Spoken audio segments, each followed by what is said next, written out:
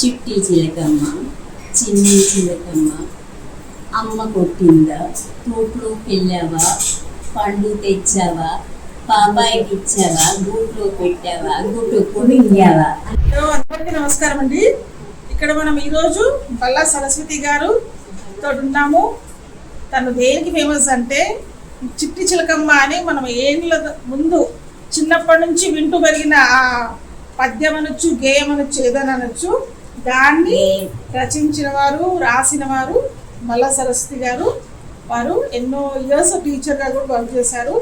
ఈ మధ్యనే తను ఫ్లయర్ మనము చాలా వాట్సాప్లలో సర్క్యులేట్ అవుతూ చూసాము. కానీ ఈరోజు తనని సడన్గా ఇక్కడ మా ఫ్యామిలీ ఫంక్షన్లోనే సడన్గా కలిశాను. నాకు చాలా హ్యాపీగా అనిపించింది. అది కూడా మన పద్మశాలి లేడీ ఆ చిట్టి చిలకమ్మ రాయడము ప్రపంచానికి అందరికీ అది తెలియడం అనేది నాకు చాలా హ్యాపీగా ఉంది. తనకి ఎట్లా వచ్చింది ఆలోచన అనేది తనని అడిగి తెలుసుకుందాము. అమ్మ, మీకు ఎట్లా వచ్చింది ఆలోచన చిట్టి చిలకమ్మ రాయాలంటే? నేను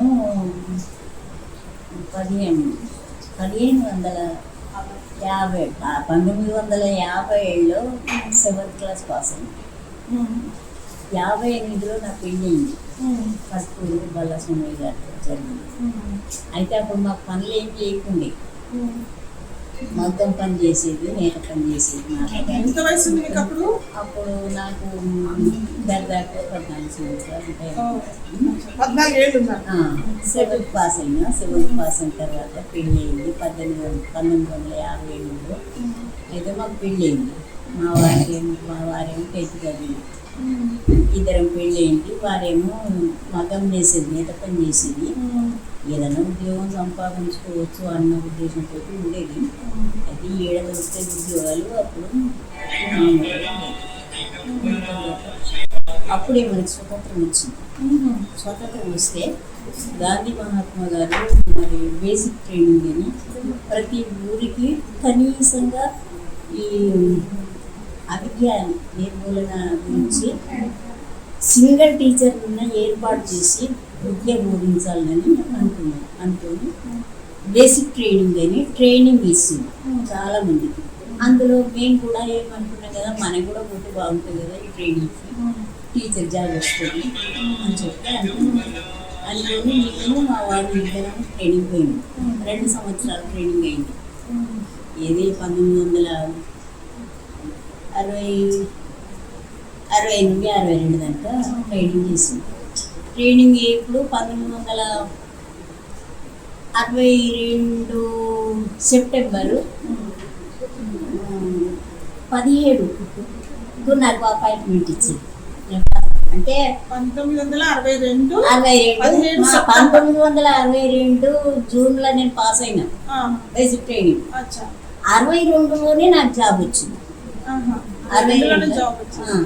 62 సెప్టెంబర్ 17కి జాబ్ వచ్చింది. జాబ్ వచ్చి అక్కడ నర్సింపేట తాలూకాలో నెక్కొండ బ్లాక్లు ఉండే అప్పుడు ఆ నెక్కొండ బ్లాక్లో అది గుర్జాల ఆ ఊరి కింద ఆమ్లెట్ అని చిన్న పల్లెటూరు, గుంటూరుపల్లి, ఆ పల్లికి నన్ను టీచర్గా వేసింది. ఆ వారిని పక్కకు ఒక గ్రామంలో ఇద్దరం టీచర్స్గా పోయింది. పోతే అక్కడ స్కూల్ లేదంట. వాళ్ళకి ఎంతో సంతోషంగా స్కూల్ అని వాళ్ళ సంతోషం కాదు, పట్టలేని సంతోషం వాళ్ళకి. అయితే ఆ విధంగా వాళ్ళు స్కూల్ ఒకటి, అప్పుడు స్కూల్ లేవు, ఈ 4 ఇంకా వెడల్పుతోటి పొడుగుతోటి ఒక 50-60 మంది కూర్చుండేటట్టు 2 నిట్టాళ్ళు వేసి ఒక గుడిసె వేసి ఇచ్చింది నాకు. ఆ గుడిసెలో నేను చెప్పాలి. అయితే ఇట్లా నిలబడితే గోడ చుట్టూ మనం ఒక నిలబడితే బయట వాతావరణం కనిపడేటట్టుగా బయట చెట్లు చీమలు అవన్నీ కనిపడే గ్రీనరీ అంతా అట్లాంటి చుట్టూ గోడ కట్టింది. నడుమ 2 నిట్టాళ్ళు చుట్టూ పిల్లల్ని కూర్చుండబెట్టి వీటిని కూర్చుండేది. ఒకటి ఇరిగిపోయిన కూర్చొచ్చేది. ఆ పక్కకు గోడ ఉంటుంది కదా, ఆ గోడ మీద రిజిస్టర్ పెట్టుకునేది. ఆ రిజిస్టర్ మీద కాగితాలు ఎగిరిపోతూ బండ పెట్టుకునేది. చదువు నడిచింది. ఎంతమంది స్టూడెంట్స్ ఉన్నారు? స్టూడెంట్స్ 50 మంది ఉన్నారు. ఇంటికొకరు 50 ఇండ్లు ఉండే, ఇంటికొకరు 2. మొత్తం 50 54 అట్లా ఉన్నారు. ఉన్నారు. వాళ్ళందరినీ చుట్టూ కూర్చుని ఇంట్లోనే కూర్చుంది. నేను అయిపోయిన కూర్చుండి వాళ్ళకి చెప్పి రోజు అక్షరాలు గుర్తించడం, దిద్దించడం, ఒంట్లు పెట్టించడం ఇట్లా చేస్తుంది. సరే ఇవి చేస్తున్నామని నాకు తోచినంత వరకు, మాకు ట్రైనింగ్లో నేర్చినంత వరకు ఏంటంటే అప్పట్లో పిల్లలు దెబ్బలు కొట్టుకుంటారు, ఆటల ద్వారా విద్య, పని ద్వారా విద్య, మాంటిసోరీ విద్యా విధానం, కిండర్ గార్డెన్ విద్యా విధానం ఇట్లా ఉండేది మాకు. మేము ట్రైనింగ్లో నేర్చుకున్నాం. అవన్నీ చెప్తుంటే ఎంతగాని ఇవి చెప్తాము అని చెప్పి ఏమన్నా పాట చెప్తే వీళ్ళకి ఎక్కువ ఇంట్రెస్ట్ కలుగుతుంది కదా అని చెప్పి, అంతకుముందు మా అమ్మ నాకు చెప్పిన పాటలు కొన్ని ఉండే గేయాలి.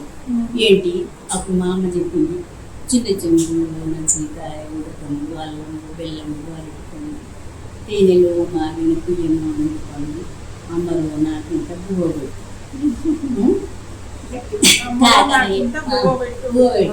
బువ్వలు ఎదుర కొడుక బుద్ధిమంతుడు అయితే పొద్దునన్నరా బుద్ధిమంత, చల్లదాగి కూర చదువుకోను, చల్లదాగితే నాకు సరి ముగ్గులు వచ్చాను, పాలన్న పోయివే బాగా అని ఈ పాట మా అమ్మ చెప్పితే ఆ పాట అది ఇంత పెద్దగా ఉన్నది, ఈ చదువుతలేదు.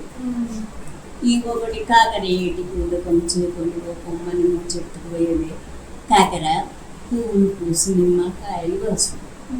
అమ్మ కాకర పువ్వులు పూసి నిమ్మకాయలు ఎట్లా కాస్తాయి అంటే ఆ అమ్మాయి పేరు కాకర.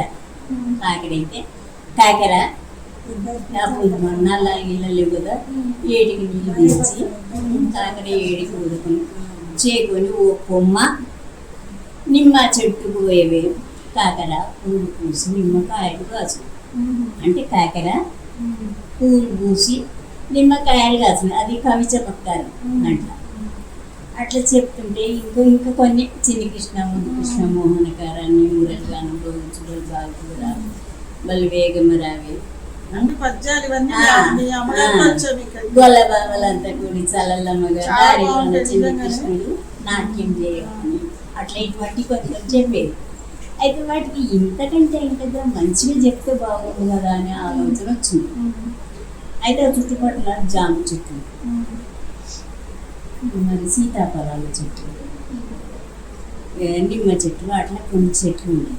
చెట్లు ఉంటే ఒక రోజు ఒక చీక వచ్చింది, పచ్చని చీక జామ చెట్టు మీద వాలింది. జామ చెట్టు మీద వాలి ఆ జామకాయ తింటున్నది.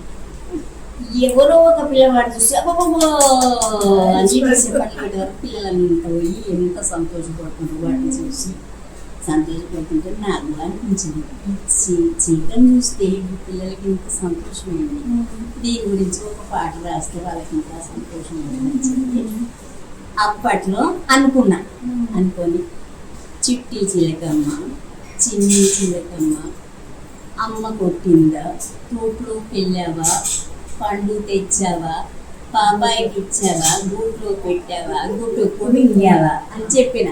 అబ్బా ఆ పాట చూసి వాళ్ళకి ఇంకా సంతోషమైంది. అయితే 2-3 సార్లు చెప్పిన, ఒక కాగితం మీద రాసుకున్నా. ఇక ఆ రోజు 2-3 సార్లు చెప్పి మళ్ళీ తర్వాత ఇంకొక రోజు 2-3 సార్లు చెప్పితే వాళ్ళకు కంటత అయిపోయింది, నోటికి తోచుకుంది. కొన్ని లైన్లే కదా అంటాను. అయితే ఆ పాట పిల్లలు నేర్చుకున్నారు.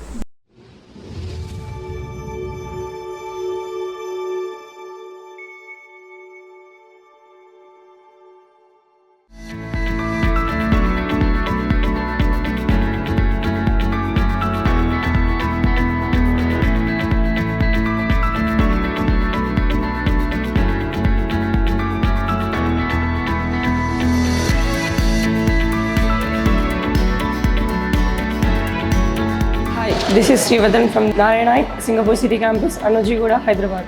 I'm proud to be associated with this Narayana education institutions because I was a normal guy in studies at the time of joining, but have been transformed into a boy of hopeful and inspiring all the others in my college. My faculty members and administrators have supported me a lot during this total academic year. Thanks to Narayana.